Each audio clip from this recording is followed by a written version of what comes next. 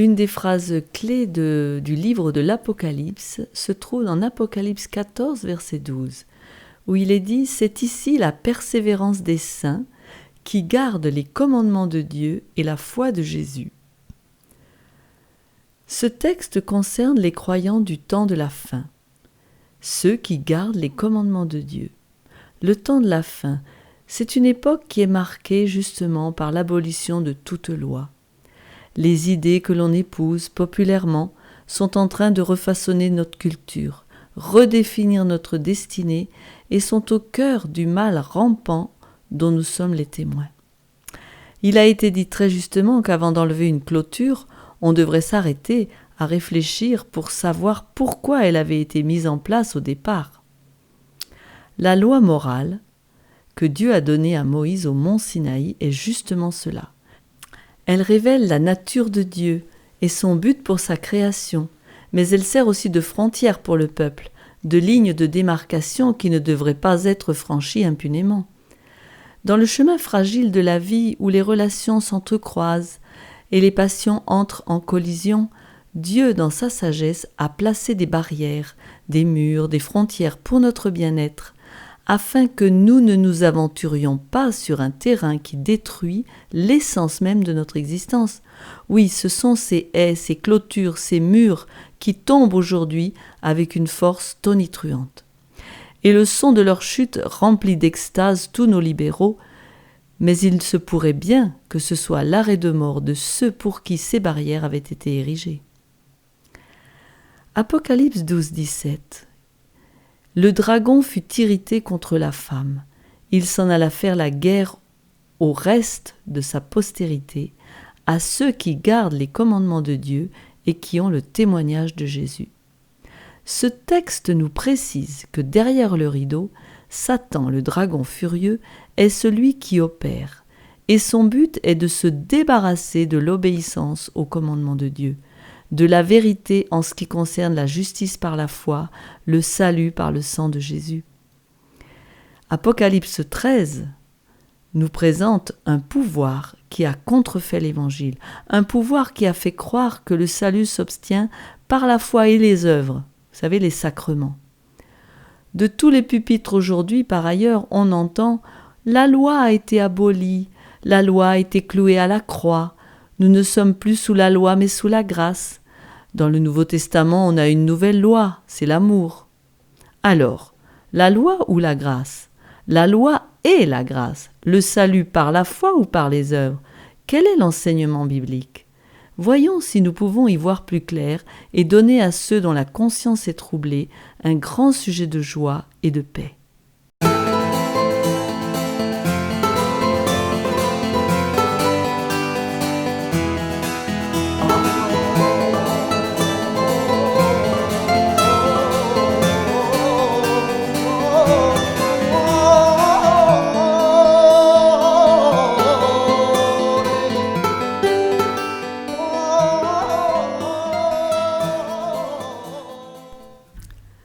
Je vais couper notre vidéo en deux.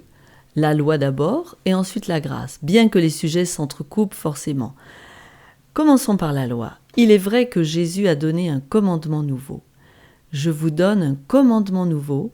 Aimez-vous les uns les autres comme je vous ai aimé. Vous aussi, aimez-vous les uns les autres.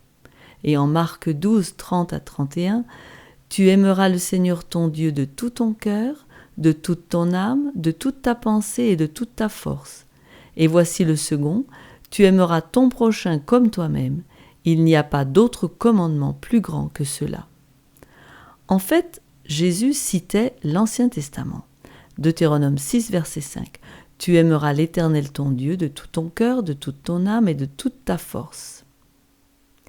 On a souvent dit que l'Ancien Testament, c'était le testament de la loi, et puis le Nouveau Testament, le testament de l'amour. Mais vous voyez que ce n'est pas cela. On a toujours dit, et la Bible a toujours présenté en entier, le commandement d'aimer l'Éternel et notre prochain comme nous-mêmes. Alors, on parle de nouveaux commandements. En grec, il existe deux mots pour nouveau. Neus, ce qui n'a jamais existé auparavant, et karnas, qui concerne plus l'individu. Donc, quelque chose a existé pour cet individu auparavant, mais c'est maintenant nouveau pour lui. Il ne le savait pas jusqu'à maintenant, et maintenant il le sait. Ce n'était pas nouveau Néus, mais pour ceux qui l'écoutaient, c'était nouveau Carnas. Enseveli sous la tradition et les règles innombrables des rabbins, la loi, ainsi résumée, apparaissait nouvelle aux oreilles attentives des auditeurs de Jésus.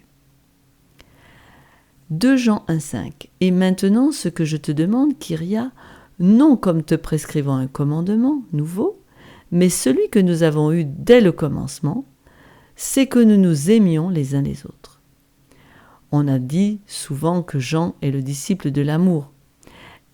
Cependant, au verset 6, Jean lui-même, le disciple de l'amour, nous donne la définition biblique de l'amour. 2 Jean 1,6, verset suivant. « Et l'amour consiste à marcher selon ses commandements. C'est là le commandement dans lequel vous devez marcher, comme vous l'avez appris dès le commencement. » Par ailleurs, Paul, dans 1 Corinthiens 13, nous donne la description de l'amour et ses aspects pratiques. Aujourd'hui, on ne veut plus de commandements, on veut de l'amour. On veut remplacer les uns par l'autre, mais cela n'est pas possible car les 10 commandements, c'est l'amour, ils sont l'amour. Aimer, c'est garder les commandements, autrement dit, d'après 1 Jean 4,7, « Bien-aimés, aimons-nous les uns les autres, car l'amour est de Dieu, et quiconque aime est né de Dieu et connaît Dieu. » Dieu est amour. Alors, Dieu est amour, la loi égale l'amour, c'est l'amour, et l'amour, c'est Dieu. Donc, par conséquent, comme une règle mathématique, la loi égale Dieu. C'est un reflet du caractère de Dieu. Les 10 commandements révèlent l'amour et le caractère de Dieu. Ils sont une description de qui est Dieu. Loi égale Dieu. Jean n'est pas le seul à présenter ce thème. L'apôtre Paul nous dit la même chose en Romains 13, versets 8 à 10. « Ne devez rien à personne, si ce n'est de vous aimer les uns les autres, car celui qui aime les autres a accompli la loi. En effet, les commandements « tu ne commettras point d'adultère, tu ne tueras point, tu ne déroberas point, tu ne convoiteras point, et ceux qu'il peut encore y avoir, se résument dans cette parole « tu aimeras ton prochain comme toi-même ». L'amour ne fait point de mal au prochain, l'amour est donc l'accomplissement de la loi. Les commandements sont les lois, les 10 lois données au Sinaï par Dieu lui-même. Et en ajoutant les 10 commandements l'un à l'autre, on a l'amour. L'ensemble, c'est l'amour. Si on en enlève un, l'amour n'est plus là. Prenons un exemple. Vous dites que vous aimez votre voisin, mais vous flirtez avec sa femme. Comme dit Romains 2, 22-23, toi qui dis de ne pas commettre d'adultère, tu commets l'adultère. Toi qui as en abomination les idoles, tu commets des sacrilèges. Toi qui te fais une gloire de la loi, tu déshonores Dieu par la transgression de la loi. Et Jacques 2, verset 10 nous dit aussi « Car quiconque observe toute la loi mais pêche contre un seul commandement, devient coupable de tous. On ne peut en exclure aucun. » Ainsi, si, selon ce que l'on entend, il n'y a plus de loi, on est en droit de se demander si on peut la violer à notre guise. Après tout, je peux voler un peu, mentir quand ça m'arrange, etc. Si vous êtes vraiment chrétien, vous reculez devant cette idée. En fait, personne n'a vraiment de problème avec la loi. On est bien d'accord que voler, mentir, jurer, commettre l'adultère sont des fautes dont on ne veut pas, devant Dieu, être coupable. Bon. Si la loi n'existe plus et cependant je ne peux pas la violer, alors en fait elle est toujours là. Ou bien je me trompe. Mais comment résoudre ce paradigme ? Ai-je l'esprit confus ? Non, le problème ne vient pas de la loi. Où que l'on aille sur terre, on est bien d'accord qu'on ne peut tuer, jurer, etc. Le problème vient avec le 4e commandement. Garder le sabbat. Dès que l'on parle de ce commandement, la réaction immédiate est que la loi a été abolie à la croix. On n'a qu'à s'aimer, on est sous la grâce, pas sous la loi. Et là derrière, on veut nous dire qu'être sous la grâce nous donne l'autorisation de violer, en tout cas au moins un des commandements, le 4e. Après la croix, 9 commandements sont toujours en vigueur, mais pas le 4e. Vous voyez, le problème, ce n'est pas la loi, c'est le sabbat. Alors, Jésus a-t-il aboli la loi ? Matthieu 5, 17 est bien clair. « Ne croyez pas que je sois venu pour abolir la loi ou les prophètes. Je suis venu non pour abolir, mais pour accomplir. » Donc Jésus l'a accompli. Par nature, je ne peux garder la loi. Jésus est venu pour l'accomplir à ma place, et lui ne l'a jamais transgressé. Il est mort à ma place, il est ressuscité, retourné au ciel pour me préparer une place, et il reviendra me chercher. Si je l'accepte comme mon sauveur et mon Seigneur, je peux faire partie de son royaume, car il a accompli parfaitement les 10 commandements à ma place. Ce que le premier Adam n'a pu faire. Si Jésus l'a accompli à ma place, cependant, suis-je libre de la violer impunément ? Matthieu 5, versets 18-19. Car je vous le dis en vérité, tant que le ciel et la terre ne passeront point, il ne disparaîtra pas de la loi un seul iota ou un seul trait de lettre, jusqu'à ce que tout soit arrivé. Celui donc qui supprimera l'un de ces plus petits commandements et qui enseignera aux hommes à faire de même sera appelé le plus petit dans le royaume des cieux. Mais celui qui les observera et qui enseignera à les observer, celui-là sera appelé grand dans le royaume des cieux. Et Jésus, au verset 22 et 23, étend le sens de la loi, il l'intensifie. Moi, je vous dis que quiconque se met en colère contre son frère mériterait d'être puni par les juges. Que celui qui dira à son frère « Raka » mérite d'être puni par le Sanhédrin, et que celui qui lui dira « Insensé » mérite d'être puni par le feu de la géhenne. Et Jésus d'ajouter au verset 27-28 « Vous avez appris qu'il a été dit « Tu ne commettras point d'adultère », mais moi, je vous dis que quiconque regarde une femme pour la convoiter a déjà commis un adultère avec elle dans son cœur. » L'enseignement de Jésus est bien clair. La loi est toujours en vigueur, elle qui est source de stabilité, de sécurité et de progrès. On a établi la véracité, la pérennité de la loi. Maintenant, voyons ce qu'il en est de la grâce. Certains textes de Paul concernant la loi et la grâce sont plus difficiles à comprendre. Paul était un érudit.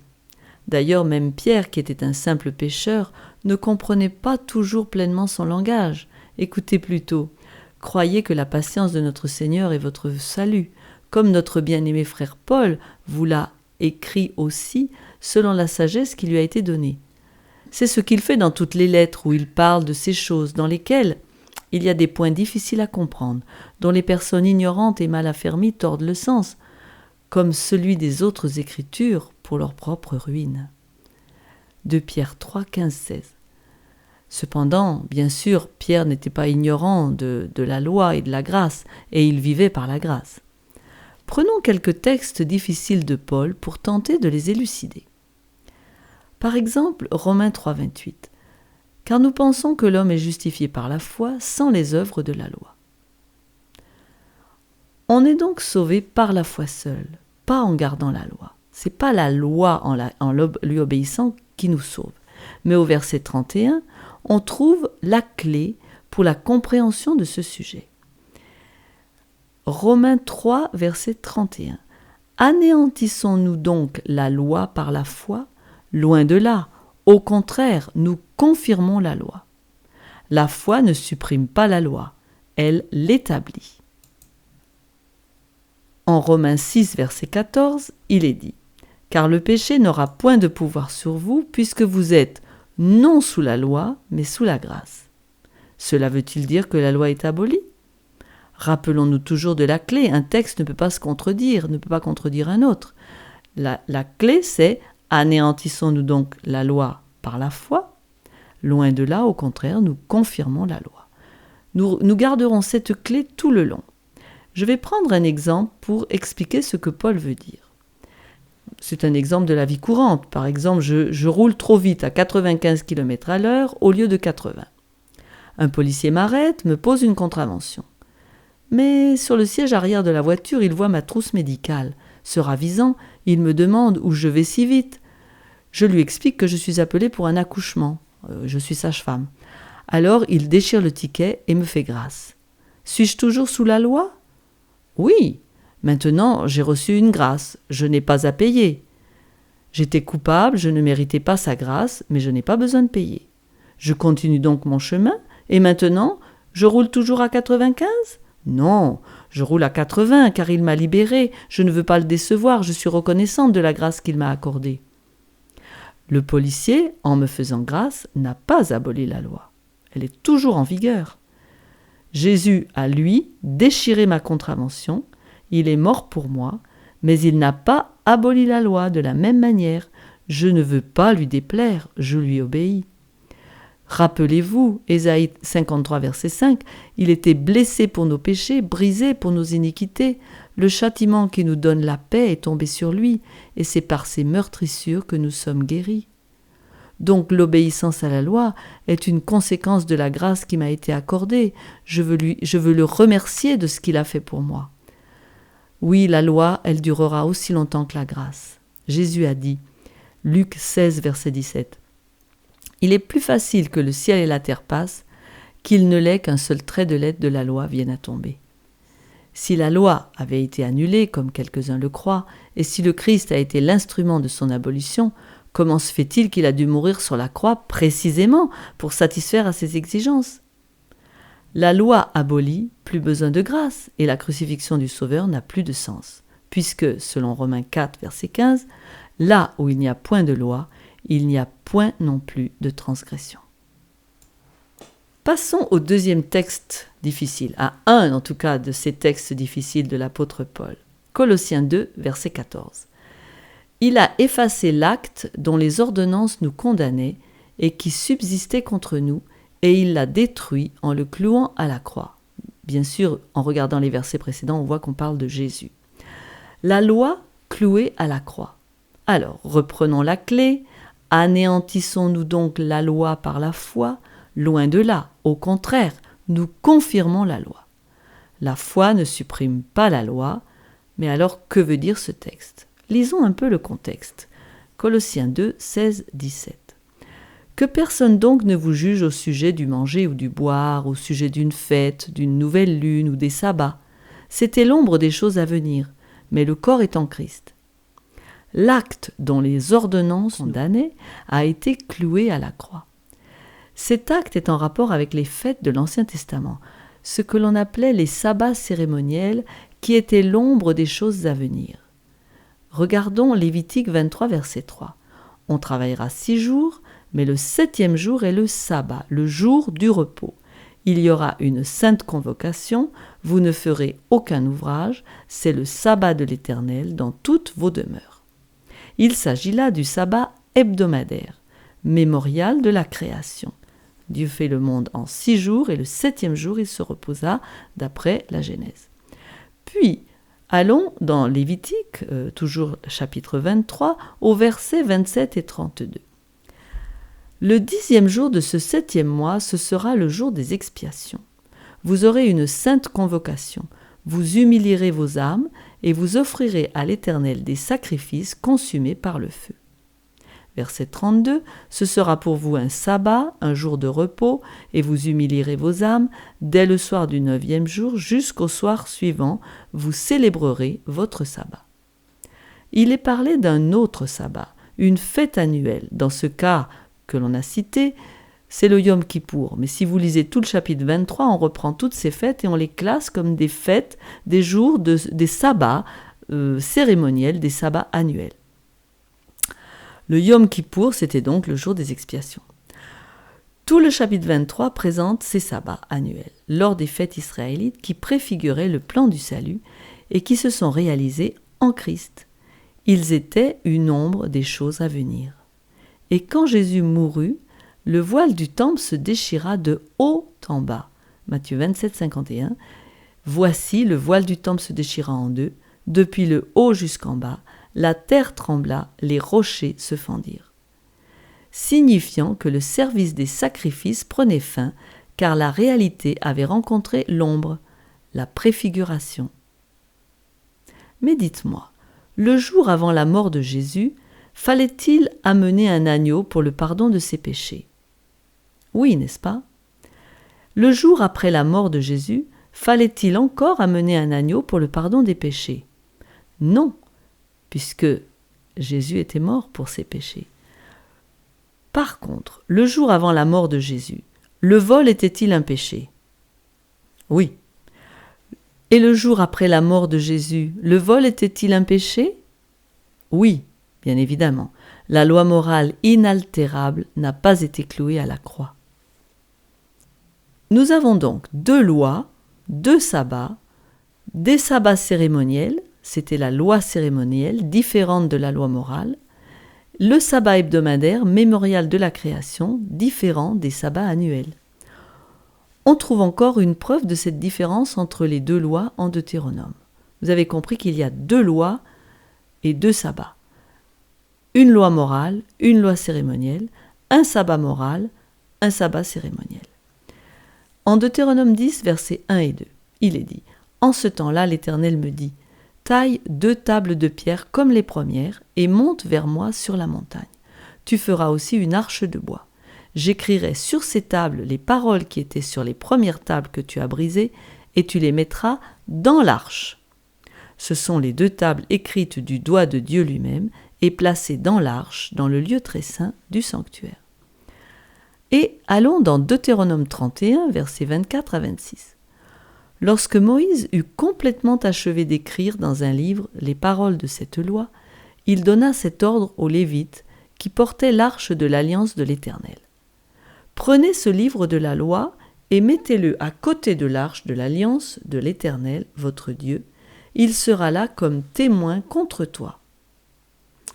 C'est un livre écrit par Moïse et placé à côté de l'arche et non dedans. Donc, vous avez maintenant compris qu'il y a 2 lois. La loi morale qui ne peut changer, qui est une copie du caractère de Dieu, qui est dans l'arche, et la loi cérémonielle clouée à la croix, car c'était des ordonnances qui étaient contre nous et que Jésus a remplacées par son sacrifice une fois pour toutes. Colossiens 2,14, reprenons notre texte, il a effacé l'acte dont les ordonnances nous condamnaient et qui subsistait contre nous, et il l'a détruit en le clouant à la croix. Plus besoin de pratiquer tous ces sacrifices et ces saintes ordonnances. Par contre, la loi morale, reflet de son caractère, c'est le modèle, le miroir dans lequel nous voyons notre propre péché. Le rôle de miroir est de nous dire qu'il y a une tache sur notre visage. Mais le miroir ne peut pas la faire disparaître. Jacques 1, versets 23 à 25 nous le dit bien, car si quelqu'un écoute la loi et ne la met pas en pratique, il est semblable à un homme qui regarde dans un miroir son visage naturel et qui, après s'être regardé, s'en va et oublie aussitôt quel il était. Mais celui qui aura plongé les regards dans la loi parfaite, la loi de la liberté, et qui aura persévéré, n'étant pas un auditeur oublieux, mais se mettant à l'œuvre, celui-là sera heureux dans son activité. Que dirons-nous donc? La loi est-elle péché? Loin de là, mais je n'ai connu le péché que par la loi, car je n'aurais pas connu la convoitise si la loi n'eût dit « tu ne convoiteras point ». Romains 7, verset 7. En regardant la loi, qui est le miroir, je vois ma faute, ma culpabilité, et je vois mon besoin de pardon, et c'est comme ça que je cours à Jésus. Alors si mon obéissance ne me sauve pas, à quoi sert-elle? Mon obéissance est ma réponse de reconnaissance et d'amour envers Jésus qui a tout donné pour moi. Il me dit « Garde ma loi, c'est mon caractère, je veux que tu sois comme moi ». Vais-je lui dire « Non, la loi n'est plus, mon pasteur m'a dit qu'elle a été annulée ». Comme preuve de mon amour, je vais lui dire « Oui, je veux t'aimer de tout mon cœur, toi seul. Je ne prendrai pas ton nom en vain. J'accepte ton autorité dans ma vie. Je ne me mettrai pas en colère contre mon prochain. Je ne veux plus critiquer, non plus que regarder un homme ou une femme pour le convoiter. Je me contenterai de ce que j'ai. Et plus encore, bien que je n'ai pas besoin de faire tout cela pour être sauvé, néanmoins je réalise ma dépendance totale de toi, Seigneur. Merci pour tes commandements, car sans eux, je n'aurais pas besoin de grâce. Je le répète, sans loi, pas besoin de grâce, mais sans grâce, pas de ciel. On voit ces autocollants sur les véhicules. Souris si tu aimes Jésus. Mais est-ce suffisant ? Non, Jésus dit, Jean 14, verset 15, « Si vous m'aimez, gardez mes commandements. » Oui, si l'amour ne demandait que de sourire, ce serait facile et faisable. Mais si cela implique un changement de mon style de vie, alors j'estime que c'est trop demandé. Tragiquement, la plupart ne veulent pas de la vérité, mais un chemin facile, sans croix. Ils veulent suivre leur propre voie tout en désirant aller au ciel. La loi ne sauvera personne, cependant sans l'obéissance à la loi, personne ne sera sauvé. 1 Jean 2, verset 4. Celui qui dit « Je l'ai connu » et qui ne garde pas ses commandements est un menteur, et la vérité n'est point en lui. Texte dur, n'est-ce pas ? Cependant, le connaître, c'est l'aimer, et l'aimer, c'est lui obéir. Oui, l'obéissance, c'est le test. Et puis, ce n'est pas pénible, c'est une joie pour celui qui aime. Car l'amour de Dieu consiste à garder ses commandements, et ses commandements ne sont pas pénibles. C'est ce que nous dit Jean dans 1 Jean 5, verset 3. Et en Apocalypse 22, la Bible conclut au verset 18 et 19 « Je le déclare à quiconque entend les paroles de la prophétie de ce livre, si quelqu'un y ajoute quelque chose, Dieu le frappera des fléaux décrits dans ce livre. Et si quelqu'un retranche quelque chose des paroles du livre de cette prophétie, Dieu retranchera sa part de l'arbre de vie et de la ville sainte décrits dans ce livre. » Oui, l'Antichrist a voulu tout changer. Des formidables forces se sont liguées pour détruire la vérité et oblitérer les paroles de Dieu et de son Christ concernant notre salut. Pourtant, c'est simple.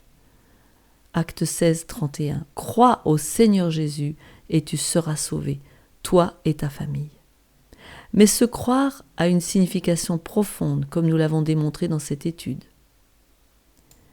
Pour terminer, j'aimerais vous lire un passage tiré d'un livre qui s'appelle « Paraboles de Jésus ». Nombre de personnes affirment que la loi a été abolie à la mort du Christ. Mais ce raisonnement va à l'encontre de ses propres déclarations.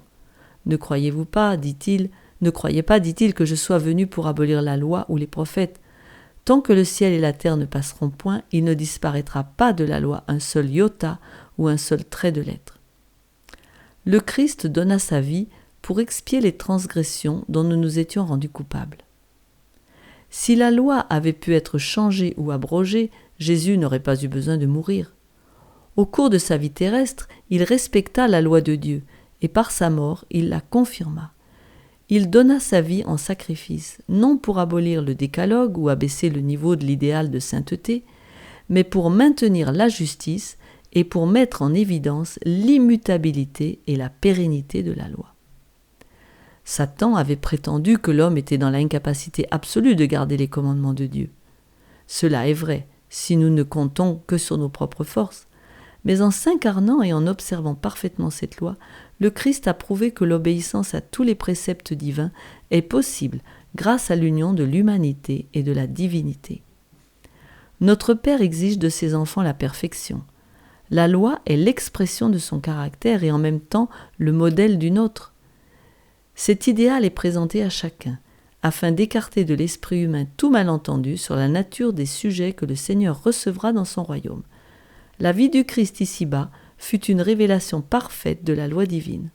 En conséquence, pour les chrétiens, former un caractère semblable au sien revient à observer les commandements de Dieu. Le Seigneur peut alors les admettre comme membres de la famille céleste. Revêtus des habits glorieux de la justice du Christ, ils auront leur place au festin du roi, ils se joindront à la foule des rachetés qui auront blanchi leurs vêtements dans le sang de l'agneau. Cela se trouve à la page 273. C'est vrai, l'idéal de Dieu est élevé, mais il ne peut en être autrement si nous voulons connaître un monde nouveau, libéré du mal dans tous ses aspects. Le royaume de Dieu que Jésus établira à son retour reposera sur la loi de liberté, les 10 commandements dans toute leur richesse et leur largesse. Il régnera dans son royaume l'harmonie, l'amour, la bienveillance, la loyauté et toutes les merveilleuses caractéristiques de Dieu. Et dans cette atmosphère de grâce, de paix, les enfants de Dieu pourront grandir, apprendre, découvrir, explorer toutes les richesses de Dieu et de sa création. Voulez-vous la venue de ce royaume ? Dès aujourd'hui, Jésus veut nous compter parmi ses citoyens.